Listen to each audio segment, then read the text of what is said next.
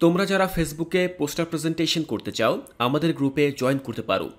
ফেসবুকে class 6 to 9 poster presentation লিখে search করলেই আমাদের গ্রুপ পেয়ে যাবে। আমাদের এই গ্রুপে জয়েন হয়ে তোমার ক্লাসের সকল বিষয়ের পোস্টার অন্য সবার সাথে শেয়ার করতে পারবে। আসসালামু আলাইকুম। অষ্টম শ্রেণীর শিক্ষার্থীরা, আমরা জীবন ও জীবিকা ষষ্ঠ অধ্যায়ের একেবারে শেষ পর্যায়ে চলে এসেছি। শেষের দিকে তোমরা সমূল্যায়ন নামক এই অংশটি দেখতে পাবে, যা আমরা প্রায় প্রতিটি অধ্যায় শেষেই দেখেছি। তো এই সমূল্যায়নে বেশ কিছু প্রশ্ন রয়েছে যে প্রশ্নগুলোর উত্তর আমাদেরকে দিতে হবে। তো চলো আমরা দেখে নিচ্ছি যে এখানে কি কি প্রশ্ন রয়েছে আর তার উত্তর আমরা কিভাবে লিখতে পারি।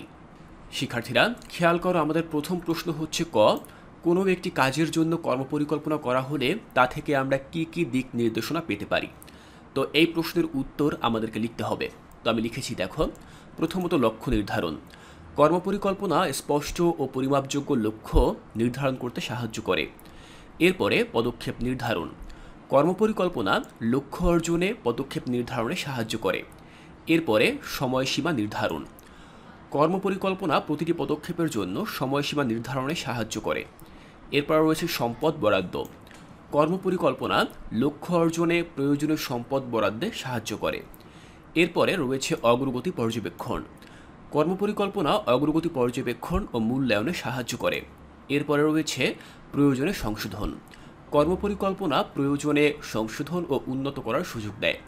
তাহলে আমরা দেখে নিলাম যে যদি কোনো একটি কাজের জন্য আমরা কোনো কর্মপরিকল্পনা গ্রহণ করি, সেক্ষেত্রে আমরা কোন কোন সুবিধাগুলো পেতে পারি। এরপরে আমরা খ নম্বর প্রশ্নটি দেখে নেব। ক্ষয়ে জানতে চাওয়া হয়েছে, মনে করো তুমি একজন ওষুধ বিশেষজ্ঞ বা ফার্মাসিস্ট অথবা নবায়নযোগ্য শক্তি বিশেষজ্ঞ হতে চাও, সেক্ষেত্রে তোমার মাইলস্টোনগুলো কি হবে। তো দেখো, এখানে দুইটি পেশার কথা বলা হয়েছে। একটি হচ্ছে ওষুধ বিশেষজ্ঞ বা ফার্মাসিস্ট, আর একটি হচ্ছে নবায়ন শক্তি বিশেষজ্ঞ। তো এই দুইটি আমরা আলাদা আলাদা করে লিখব যে এই দুইটি হতে গেলে আমাদের মাইলস্টোন কি হবে বা আমাদের লক্ষ্য কি থাকবে। তো প্রথমে আমরা দেখে নেব ওষুধ বিশেষজ্ঞ বা ফার্মাসিস্টের মাইলস্টোন।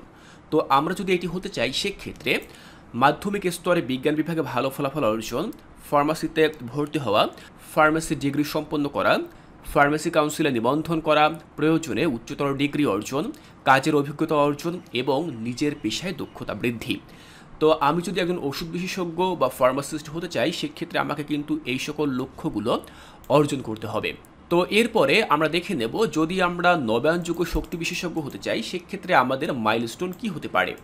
দেখো, আমি লিখেছি মাধ্যমিক স্তরে বিজ্ঞান বিভাগে ভালো ফলাফল অর্জন, প্রকৌশল বা বিজ্ঞানে ভর্তি হওয়া, নবায়নযোগ্য শক্তি বিষয়ে ডিগ্রি সম্পন্ন করা, প্রয়োজনে উচ্চতর ডিগ্রি অর্জন করা, কাজের অভিজ্ঞতা অর্জন, নবায়নযোগ্য শক্তির ক্ষেত্রে দক্ষতা বৃদ্ধি, গবেষণা ও উদ্ভাবনে অবদান রাখা। এই সকল মাইলস্টোনগুলো বা মাইল ফলকগুলো আমাকে স্পর্শ করতে হবে। এরপরে ঘ নম্বর প্রশ্নটি দেখো, ঘয়ে জানতে চাওয়া হয়েছে, তুমি কিভাবে একজন সফল মুরগি খামারি হতে পারবে তার একটি কর্মপরিকল্পনা ফ্লো চার্টে দেখাও। তো আমরা দেখো একটি ফ্লো চার্ট তৈরি করব এবং সেখানে উল্লেখ থাকবে যে কিভাবে আমরা একজন সফল মুরগি খামারি হতে পারি, সে পরিকল্পনাগুলো আমরা উল্লেখ করব। তো প্রথমে আমরা কাজ শুরু করব। শুরুর পরে আমাদের বাজার গবেষণা যেটি হবে সেটি হচ্ছে মুরগির চাহিদা, বাজার মূল্য এবং প্রতিযোগিতা, এটি আমাদেরকে অ্যানালাইজ করতে হবে। এরপর রয়েছে খামার স্থাপন। তো খামার স্থাপনের ক্ষেত্রে উপযুক্ত জমি নির্বাচন, খামার নির্মাণ, প্রয়োজনীয় সরঞ্জাম সংগ্রহ, এগুলো আমাদেরকে করতে হবে। এরপরে মুরগির বাচ্চা সংগ্রহ, উন্নত জাতের বাচ্চা এবং সঠিক সংখ্যা, এগুলো আমাদেরকে দেখতে হবে। এরপরে রয়েছে মুরগি প্রতিপালনের বিষয়, যেখানে আমি লিখেছি খাদ্য ও ঔষধ ব্যবস্থা, সেখানে রয়েছে পুষ্টিকর খাদ্য এবং প্রয়োজনীয় ঔষধ। রোগ প্রতিরোধ ও চিকিৎসা, সেখানে রয়েছে রোগ প্রতিরোধ ব্যবস্থা এবং দ্রুত চিকিৎসা। পরিষ্কার পরিচ্ছন্নতা, সেখানে রয়েছে খামার পরিষ্কার রাখা, মুরগির পানির পাত্র ও খাদ্যের পাত্র পরিষ্কার রাখা। তো এগুলো হচ্ছে মুরগি প্রতিপালনের ক্ষেত্রে আমাদের প্রয়োজনীয় বিষয়গুলো। এরপরে আমরা দেখব বাজারজাতকরণ। তো সেখানে আমি লিখেছি উৎপাদিত মুরগির বাজারজাতকরণ, স্থানীয় বাজার, বড় বাজার অথবা অনলাইন বাজার, যে কোনো জায়গায় আমি কিন্তু বিক্রি করতে পারি। এরপর হচ্ছে মূল্য নির্ধারণ। এরপরে রয়েছে মূল্য নির্ধারণ। তো বাজার মূল্য, খরচ, লাভ, এই সকল কিছু বিবেচনা করে আমাকে আমার মুরগির বাজার মূল্য নির্ধারণ করতে হবে। এরপর রয়েছে বিক্রয়। তো বিক্রয়ের ক্ষেত্রে গ্রাহকের সাথে যোগাযোগ, আমি সরাসরি যোগাযোগ করতে পারি অথবা বিক্রয় এজেন্ট বা কোনো ডিলারের মাধ্যমেও আমি কিন্তু মুরগি বিক্রয় করতে পারি। এরপর রয়েছে গ্রাহকের চাহিদা পূরণ, বিভিন্ন আকারের মুরগি, বিভিন্ন মূল্যের মুরগি আমাকে সাপ্লাই করতে হবে। এরপর রয়েছে লাভ, তো লাভের ক্ষেত্রে আমাকে কী কী বিবেচনা করতে হবে? খরচ।